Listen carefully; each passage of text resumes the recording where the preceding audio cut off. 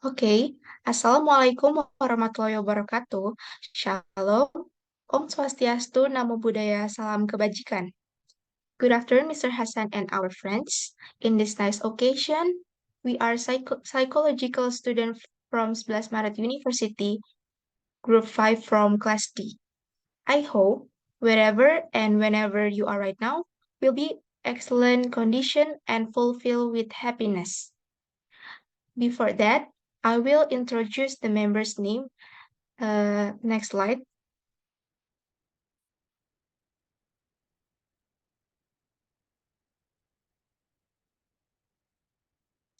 Okay, the first member is Larasati Mutiara Arindani. The second member is Mahilda Ainiza. The third member is Muhammad Bintang Abisam. The next one is Muhammad Farhan Akbari. The next is Muhammad Iqbal Arashid. And then Nadila Putri Arini. And the last one is Naira Kodin Diskandita.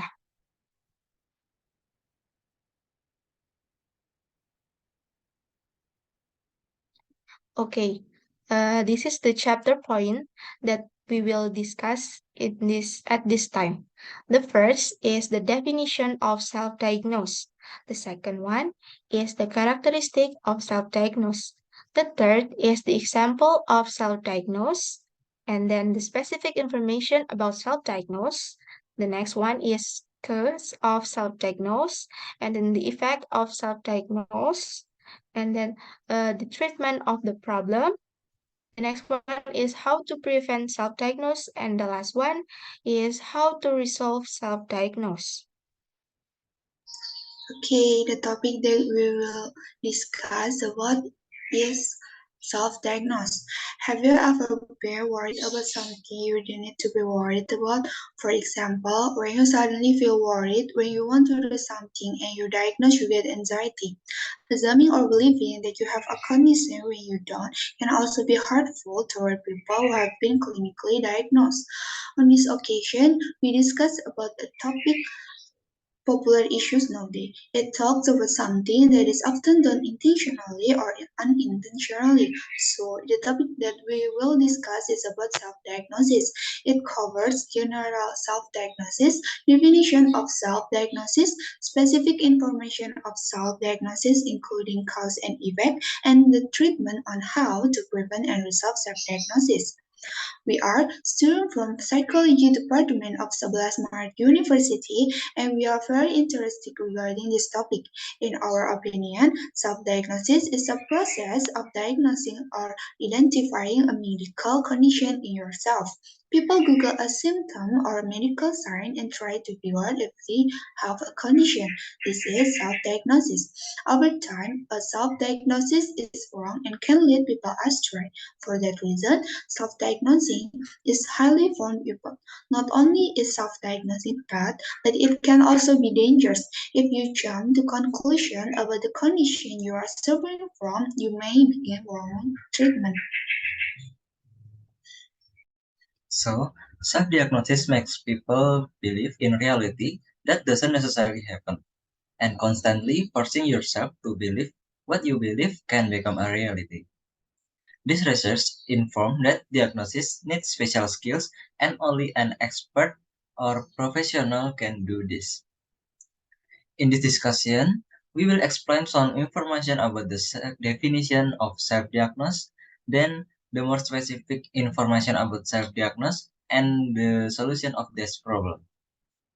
Furthermore, we also mention more information about self-diagnose, such as characteristics, cause and effect, and suggest about self-diagnose.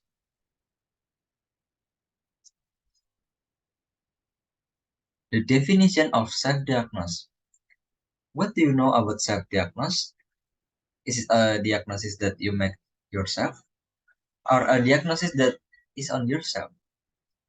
White and Horvitz, 2009, says the definition of self-diagnosis is someone effort to decide that he was suffering from a disease, both physical or mental, based on information he knows. Diagnosis yourself now is become more easy than before because more self-test kits and health websites appear. But it's not always a good choice because can make some trouble and mistakes. We can know more information about self-diagnose from Canadian Medical Association Journal or other websites in Google. The next topic will delivered by Iqbal. Okay, thank you, Farhan. Now we go into the next discussion, which is the characteristic of self-diagnose. But before that, have you ever felt that you were in a mentally unhealthy condition or felt depression even though you had never consulted a psychiatrist? Be careful, you could be doing a self-diagnose. According to an article on Gramedia.com, the danger of self-diagnose itself can eventually trigger the emergence of a fatal mental health condition. First, recognize the following characteristics of self-diagnose. The first one is panic. Self-diagnose can trigger panic, which will then cause stress to someone. Those of you who do self-diagnose also tend to experience various unnecessary panics. When doing self-diagnose, it will be easier to someone to assume bad things, which then trigger various worries which are then unfounded. This condition can ultimately trigger stress, which will have a bad effect on person mental condition. The second one is denying mental health. By doing self-diagnosis too often, you can also deny the real mental health condition. Self-diagnosis itself actually makes you not understand exactly what various mental disorders or disease you are actually experiencing. You are only basing various possibilities that are not certain the truth. So that, in the end, underestimate the various conditions that could be actually serious. And the last one is don't want to consult with expert. By considering themselves as someone who is able to self-medicate, those who often carry out self-diagnose then don't want to consult expert anymore. People who often do self-diagnose also often find various information from the result of searching the internet, after which they feel that they no longer need to consult a psychologist because they will think they have understood the various symptoms they have without having asked for help from experts. This condition will then trigger a trust issue for psychologists because they tend to trust the internet more than the diagnosis of expert. And the next topic will be delivered by Muhammad Bintang Abrisang. The example of self-diagnose. Maybe we all had a thing about the example of self-diagnose, and maybe we already find out about that. Then what we have and what we think about it. If you haven't had an answer about it, let we all learn together with the example I have below. Srini Pillai, in his article that published at Psychology Today portal, introduced the example of self-diagnosis. There are four examples of self-diagnosis. First, people with mood swings often think that they have manic depressive illness or bipolar disorder.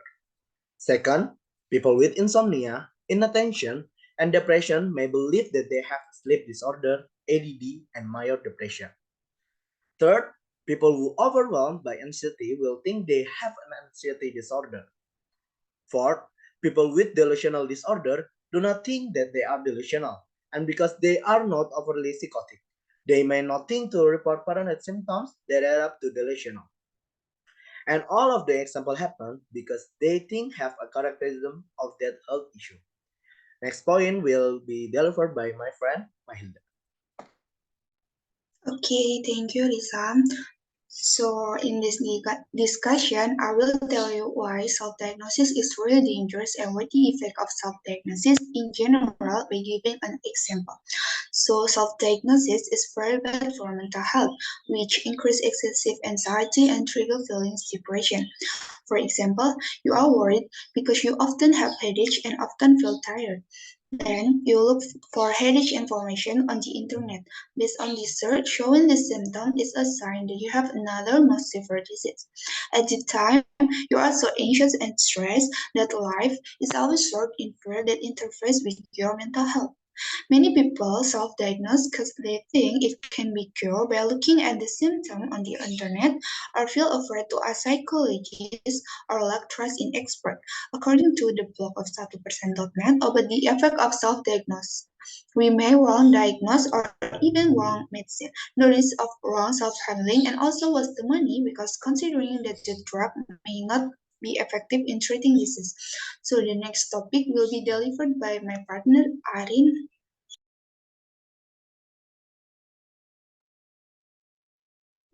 Okay, thank you, Mahilda. The next is the cause of self-diagnose. The first is having a bad life experience. Certain events that occur in a person's life are one of the reasons for the self-diagnosis. Any negative event that occurs indirectly bring the mindset to diagnosis oneself with a certain disorder. And the second is having a clinical background. This leads to extents of certain knowledge that an individual has. The examples are psychology students studying mental health and get the information contained in some media that is a hoax. Okay, next.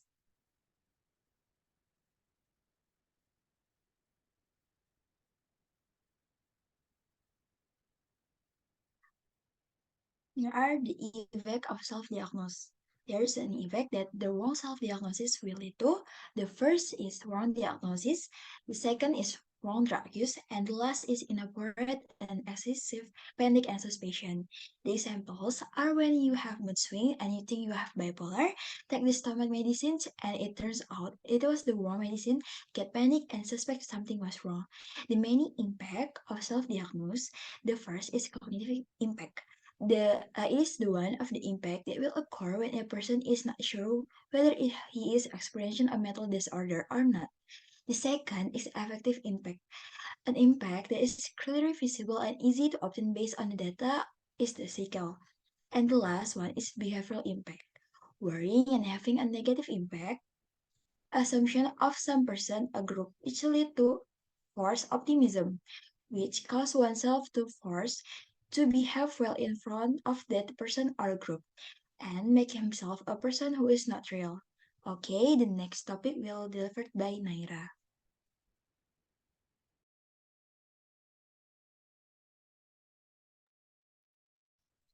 Okay, switching to another topic. This is the treatment of the problem. The habit of doing self-diagnose should be avoided when you feel something strange is happening. One person's mental health cannot be done solely based on information that can be obtained. The risk of experiencing a more severe health condition also increases if you carelessly take drugs or undergo treatment methods that are not recommended by experts. In fact, the actual diagnosis of a disease can only be made by medical personnel, such as doctors, psychiatrists, or psychologists.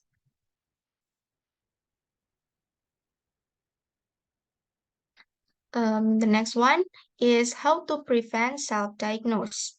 Moreover, we should avoid the habit of doing self-diagnosis when we feel something strange is happening to us. According to Gramedia.com, this habit can be prevented by the following things. The first one is avoid finding out disease through the internet. Please note that not all the information on the internet is true. Although it's not forbidden to find out about the condition you experience through social media and the internet, this is not an effective treatment method. This can actually trigger errors in handling due to misdiagnosis. The second one is avoid mental tests through online. Don't take mental tests online too often. Currently, there are many tests related to mental health condition circulating on the internet. Avoid doing these tests because their credibility is very doubtful. In addition, online tests, which are now widely found, do not specifically assess symptoms based only on general description. And the last one is do not use the other mental disorder as a reference. Although similar, but your condition with other people is not necessarily the same. Don't use only other people's condition as a reference. Or when we find the same symptoms and the condition uh, that are felt with someone we know or celebrity with mental health disorders. It should be noted that although similar, the condition of one person and another is not necessarily the same. The next one will be delivered by Pirin. Okay, thank you, Naira. Now the topic to be discussed about how to resolve self-diagnose. There are many ways to stop self-diagnosis, but I will mention two important things to do that can be taken to stop self-diagnosis according to alliance.co.id and gramedia.com. First, better not to take mental health related online tests. Just curious to take mental health in online tests, that's fine. However, if the results that are not necessarily credible are used the basis for a diagnosis of mental health that should not be. Besides of an unclear origin, the results of such online tests are of course only based on general symptom, not more specific symptom. Second, going to a psychologist or psychiatrist. Going to a psychiatrist doesn't necessarily mean someone is crazy. If you feel the symptoms are miserable and have been to the treatment of your daily life, don't hesitate to immediately seek medical attention and consult with expert because mental health is not something that can be handled alone. The next topic will be delivered by Arin.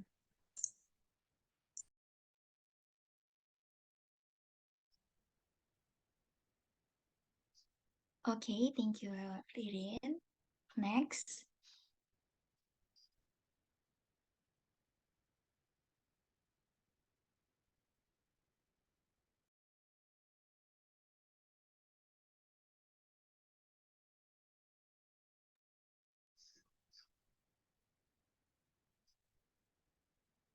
Well, everyone, that's all we have for today. In the last, let us summarize what we talk about self-diagnosis, which really relates to our life. Remember when we say the example of self-diagnose, and you remember how to avoid it? The funny thing is you can avoid it if you didn't think about it. And the example of self-diagnose, the simple example of that if you think you are not good for someone you like. We have discussed and agreed that self-diagnosis make people believe in the fact that are not necessarily the case, constantly forcing yourself to believe. What you believe can be true. This research informed that diagnosis requires special skills and only an expert can do it.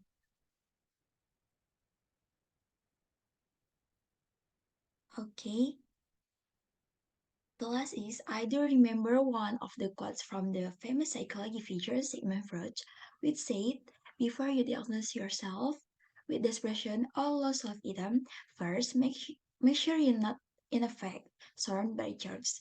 Therefore, if you can make the diagnosis, the treatment is easy and the damage can be reserved. But making the diagnosis is tricky. Okay, there's the end of our presentation.